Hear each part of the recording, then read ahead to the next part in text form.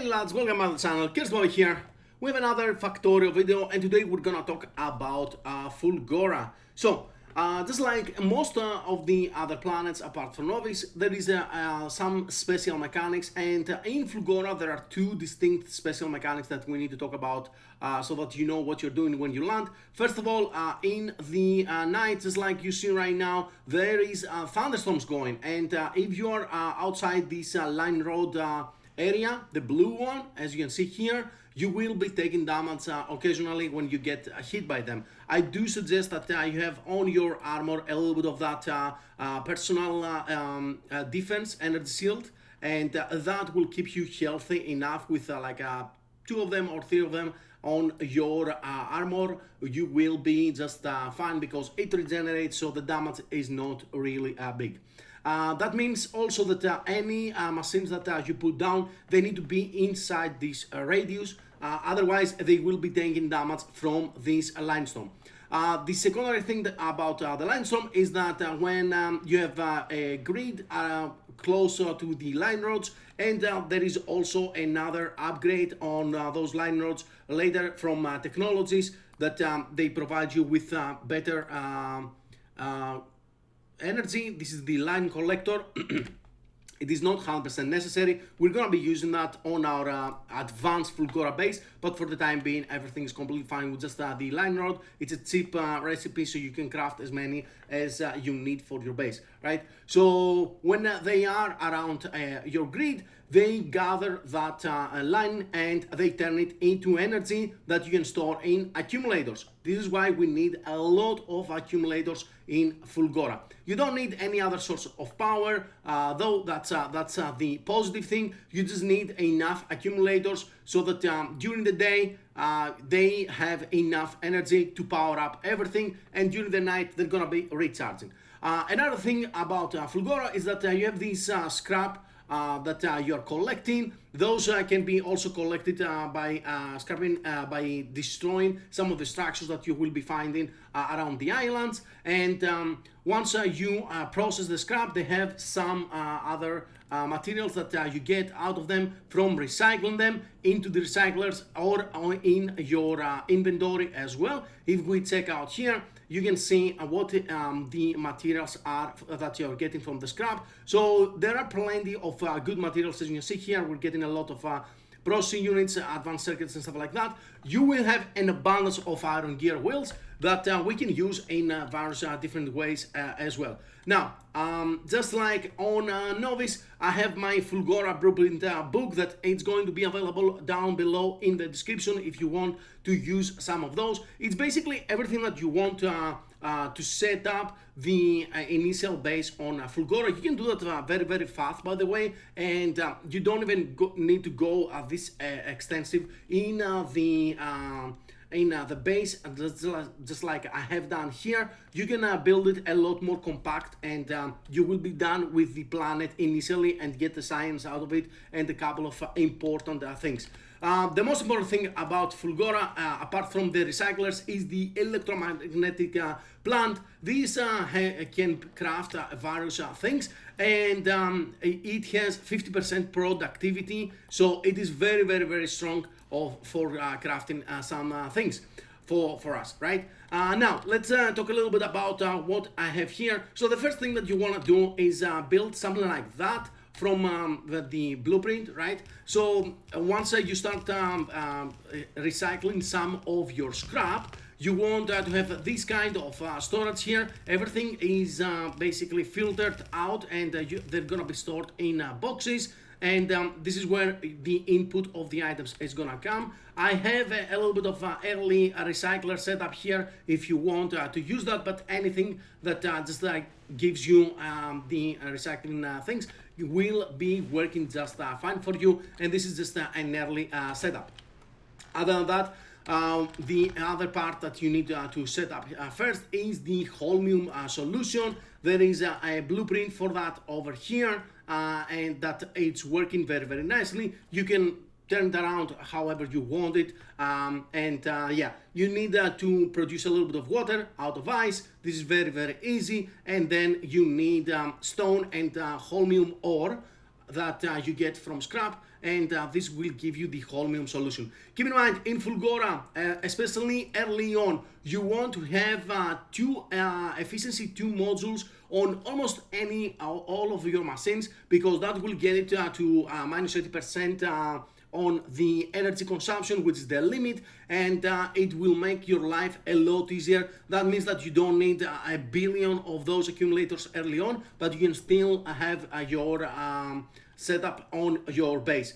Other than that, I do have a little bit of grid for Fulgora with roboports, just like that, and the accumulator grid. If you want to use it, you can do whatever you want with accumulators, as long as they are inside your electrical grid, you are fine. And of course, a little bit of rocket setup. I'm doing 4 rockets at the start, and then I expand to 8, but 4 is also good enough.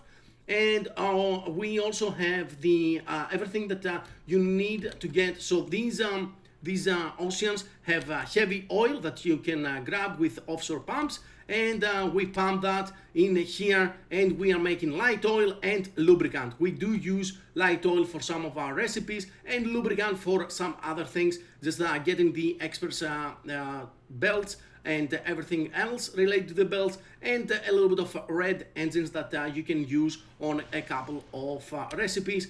Mainly the rocket style recipe, which you cannot bring in a rocket inside from your other planets, and you're gonna use it for some of your personal defense and armor and stuff like that.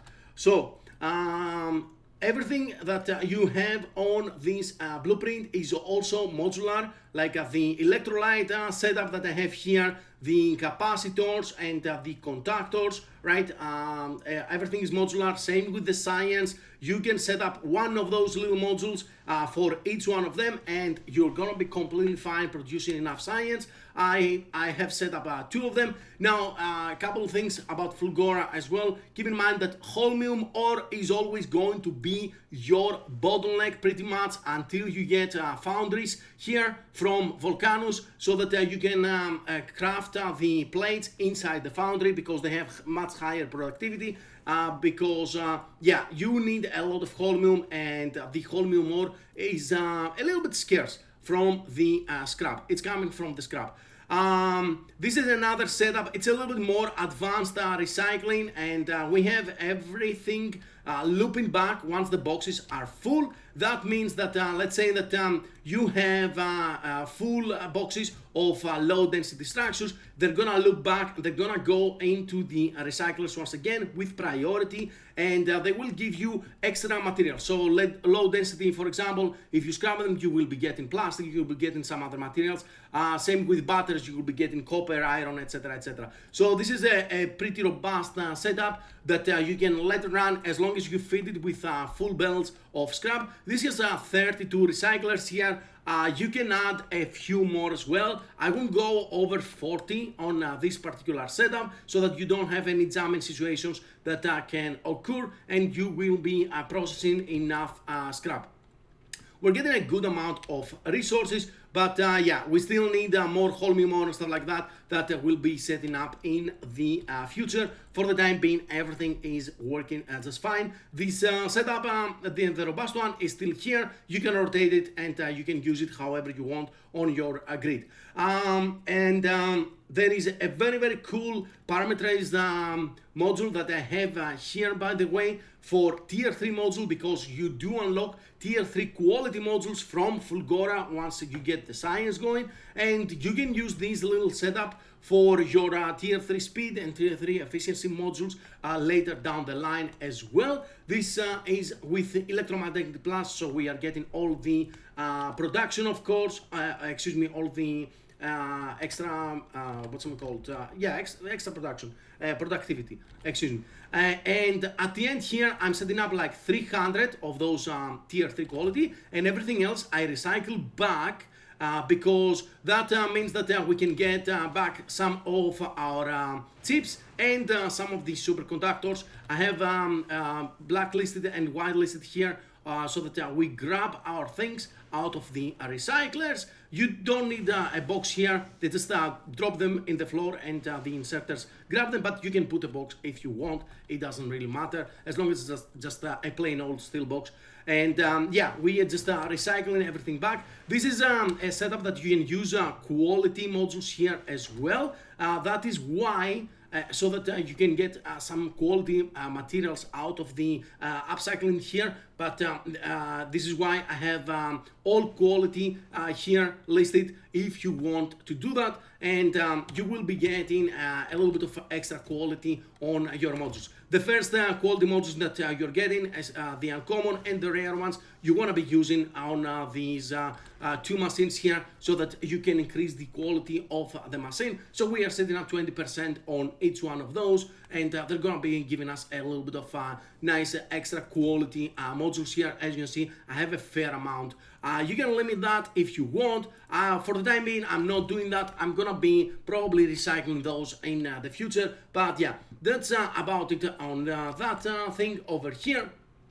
And then that we have a little bit of a mole and some mole supplies here. Those are in the blueprints as well. And I have a little bit of a peculiar blueprint here for the burn axis as well. If you want to use that, that's up to you entirely. So basically what I'm doing is I'm setting up those requesters with a specific amount that they are only enabled when I have extra materials on my logistics system. Above 10k advanced circuit, they will be coming here, they will be recycled, and I'm grabbing I'm grabbing just like that a little bit of plastic. I'm grabbing a little bit of copper cable as well, because copper cable is something that I use a lot and I'm not getting enough. Same with the blue chips here. As long as you connect that into your logistics network, into a roboport, you will be able to do this little thing. It's already connected on my blueprint, by the way, but as long as I have over 10,000 chips, they're gonna be coming here, and I will get some green circuits here, which they're very, very important, because I don't have enough copper on this planet right now to have production of green circuits in mass. I have a little bit here, but that's about it for the extra productivity. And that means that I'm just getting a few extra green circuits that can power everything else that we need.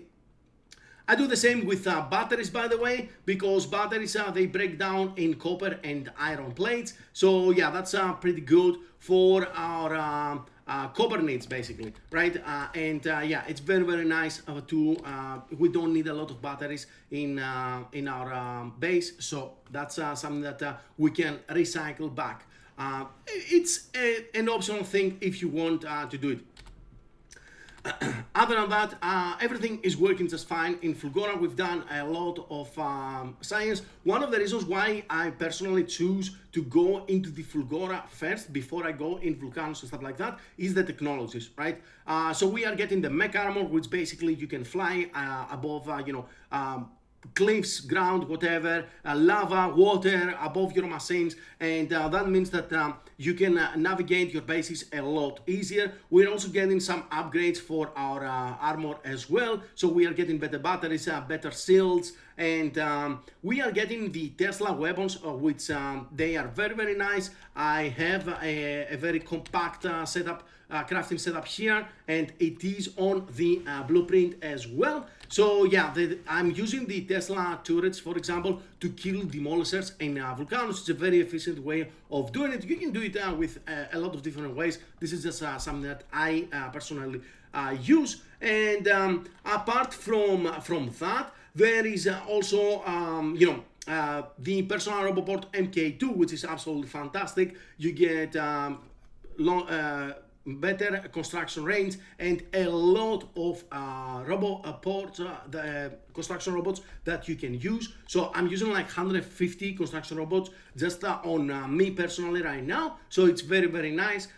You can build everything really fast just from your inventory. And of course, worker robot speed is another fantastic technology. So all in all, I absolutely love the technologies from Fulgora. This is why I'm always going here first, and then I'm going to Vulcanus. The other part about Fulgora is that you can set up everything that you need in just a few hours, and you can go off into the next planets as well. You don't need to go overboard like I do here, so you just set up one little module for everything, and you just you can be on your way for your next planets, right? Everything is working pretty good. I hope that you enjoy these little tours and what I'm doing for the planets.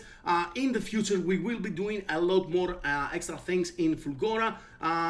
We are starting to set up on Vulcanus. I just landed yesterday at the end of the stream, and today we're gonna be starting basically our base and starting producing some materials, killing some demolishers, expanding our base there, etc, etc. It's still very early days. I haven't done anything, and so I only set up my landing pad there. So today we have to set up you know, good power and everything else, and we're gonna be moving forward.